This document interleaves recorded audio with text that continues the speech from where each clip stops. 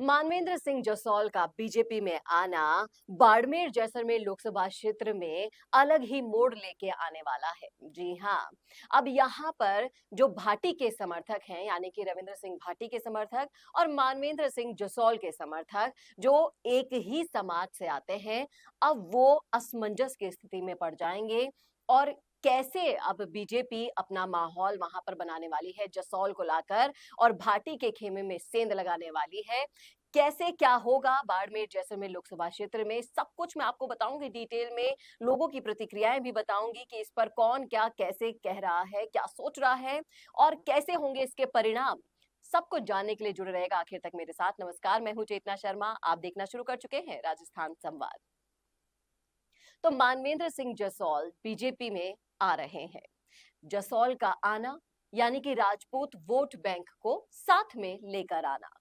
अब जो बीजेपी की जो स्ट्रैटेजीज रही है वो अब यहाँ पर क्लियर हो रही है, क्योंकि रविंद्र सिंह भाटी का जो जलवा चारों तरफ हो रहा है रील्स के जरिए, सोशल मीडिया के जरिए, जो आप सभी लोग देख रहे हैं, उस सबसे को समझ में आ रहा है कि कांग्रेस और बीजेपी दोनों ही बड़ी टेंशन में आ गई है और इसका तोड़ निकालने की कोशिश अब की जा रही है। बाड़मेर में समीकरण किस तरफ बदलने वाले हैं, किस तरफ मुड़ने वाले हैं, ये तो रिजल्ट ही आपको बता पाएगा। लेकिन जो चुनाव है वो यहाँ पे बहुत ज्यादा दिलचस्प होता जा रहा है। मानवेंद्र सिंह जसौल खुद तो आएंगे ही, लेकिन अपने साथ साथ लेकर आएंगे राजपूत वोट बैंक को भी। और इस तरह से बीजेपी ने अपनी ये स्ट्रैटेजी बनाई है। लेकिन यहाँ पर एक कंफ्यूजन क्रिएट हो गया है कि दोनों ही राजपूत वोट बैंक से आते हैं, रविंद्र सिंह भाटी भी, मानवेंद्र सिंह जसौल भी। अब ये वोट बैंक किसकी तरफ जाएगा, किसको वोट देगा, यहाँ पर ये सवाल बड़ा है और इसी सवाल पर सोशल मीडिया पर चर्चाएं चल रही हैं। अभी रविंद्र सिंह भाटी राजस्थान के बाहर है और राजस्थान में आते ही वो अब बाड़मेर के गांव-गांव में अपना प्रचार शुरू करेंगे। और जिस तरह से भाटी और जसौल के कंबाइंड समर्थक जो हैं, उनके लिए जो कंफ्यूजन की स्थिति क्रिएट हुई है कि आखिर करना क्या है। मानवेंद्र सिंह जसौल जैसलमेर, शिव, बाड़मेर, सिवाना में बीजेपी का प्रचार करेंगे और प्रचार करने का कुछ तो फर्क पड़ेगा, ये सभी को पता है। अब देखने वाली बात ये होगी कि बीजेपी को इसका कितना फायदा होगा और भाटी को कितना नुकसान होगा। और इसी पर लोग काफी चर्चाएं कर रहे हैं सोशल मीडिया पर। कई लोग कह रहे हैं कि कुछ भी कर लीजिए, भाटी साहब और जसोल साहब जीतेंगे। उम्मेद जी यहाँ पर उम्मेदा राम के समर्थक इनको जवाब दे रहे हैं। उम्मेदा राम भी वहां पर कांग्रेस की तरफ से रण में उतरे हुए हैं। उनका भी अलग ही क्रेज लोगों में हो रहा है। जो त्रिकोण बन चुका है, काफी दिलचस्प त्रिकोण है।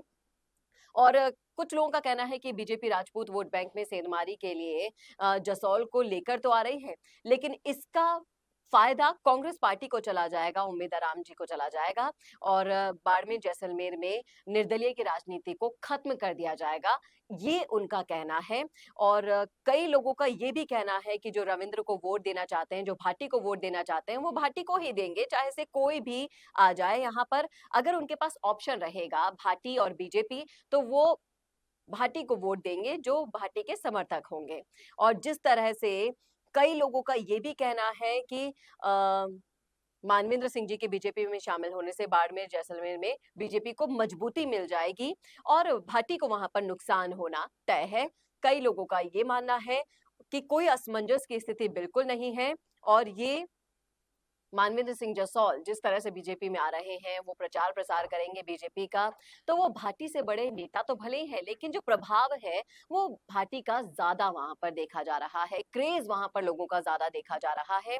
और मानवेंद्र सिंह जसौल के बारे में भी लोग यही कह रहे हैं कि बार बार ये दल बदल लेते हैं, इसलिए इन्होंने अपना तो राजनीतिक करियर खराब कर रखा है और बीजेपी को इसका नुकसान उठाना पड़ेगा। कई लोगों का ये मानना है कि उनकी जो ये उछल कूद मची रहती है इधर से उधर, उधर से इधर, उससे जनता में कोई मैसेज नहीं जाएगा, बल्कि और उनके प्रचार का भी कोई फायदा नहीं होगा।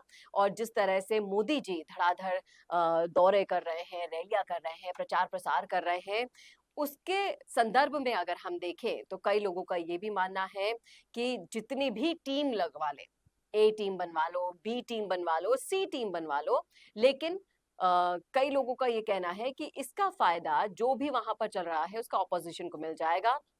और जिस तरह से मानवेंद्र सिंह बीजेपी में आ गए हैं, तो उनके आने से किस तरह से माहौल पलटेगा, उस पर यहाँ पर चर्चाएं चल रही हैं।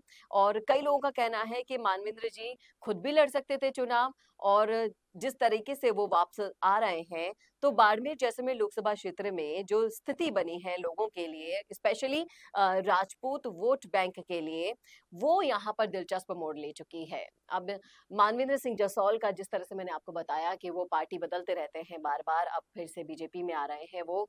बीजेपी उन्हें लेकर तो आ रही है, लेकिन भाटी का जो क्रेज़ लोगों में देखा जा रहा है, उसको देखकर जो आंधी बाड़मेर जैसलमेर लोकसभा क्षेत्र से उनकी उठ रही है, उसमें मानवेंद्र सिंह जसौल कितना बीजेपी का प्रचार प्रसार करके वोट ला पाते हैं, ये वाकई में देखने वाली बात होगी।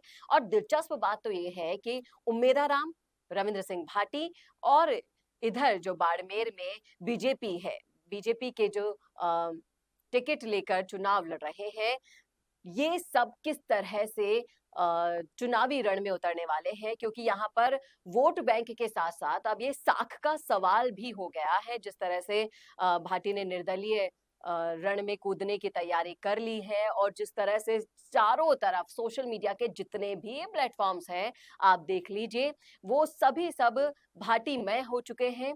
और जिस तरह से बीजेपी और कांग्रेस की मुश्किलें बढ़ चुकी हैं, उम्मेदाराम तो आए हैं, उधर कैलाश चौधरी हैं, और ये त्रिकोण किस तरह से आगे बढ़ने वाला है लोकसभा चुनाव में, ये देखना दिलचस्प होगा।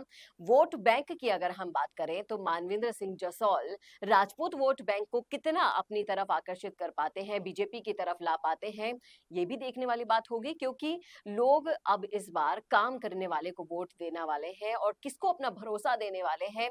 भाटी की जो रैलियां हैं, जिसमें जो भीड़ उमड़ रही है, उसको देखकर तो वाकई में लग रहा है कि रविंद्र सिंह भाटी बीजेपी की बी टीम भी साबित हो सकते हैं आगे आने वाले टाइम में, और उम्मेदाराम को यहाँ पर पटखनी मिल सकती है। और जिस तरह से ये समीकरण बनते बिगड़ते नजर आ रहे हैं, वाकई में दिलचस्प है। लोकसभा चुनाव दिन पर दिन रोचक होता जा रहा है। इधर एक तरफ बीजेपी का कुनबा बढ़ता जा रहा है, दूसरी तरफ कांग्रेस अपने ही कार्यकर्ताओं नेताओं से दिन पर दिन खाली होती जा रही है। आए दिन एक दिन भी ऐसा नहीं जाता जिस दिन कांग्रेस से कोई बीजेपी में नहीं आता हो, फिर चाहे से वो बड़े से बड़ा नेता मालवीय जैसा हो, या छोटे से छोटा कार्यकर्ता हो, पायलट के समर्थक हो, कांग्रेस अपने ही कार्यकर्ताओं से खाली हो रही है। तो जीत की दिशा में किस तरह से वो अपना ताल ठोकना चाह रही है, ये भी सोचने वाली बात है।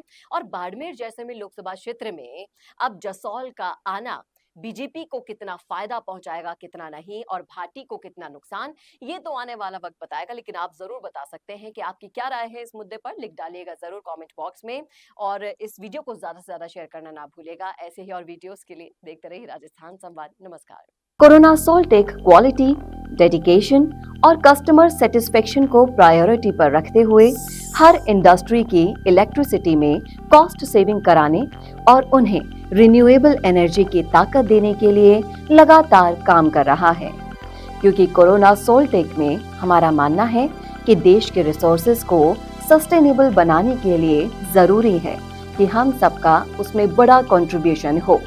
इसीलिए सोलर प्रोजेक्ट्स की टाइमली डिलीवरी करते हुए एक पार्टनर की तरह आपकी इंडस्ट्री को हम अपडेट करते हैं और हमेशा आपकी सर्विस के लिए तत्पर रहते हुए सोलर एनर्जी का पूरा पोटेंशियल आपको मिले, इसी दिशा में काम करते हैं।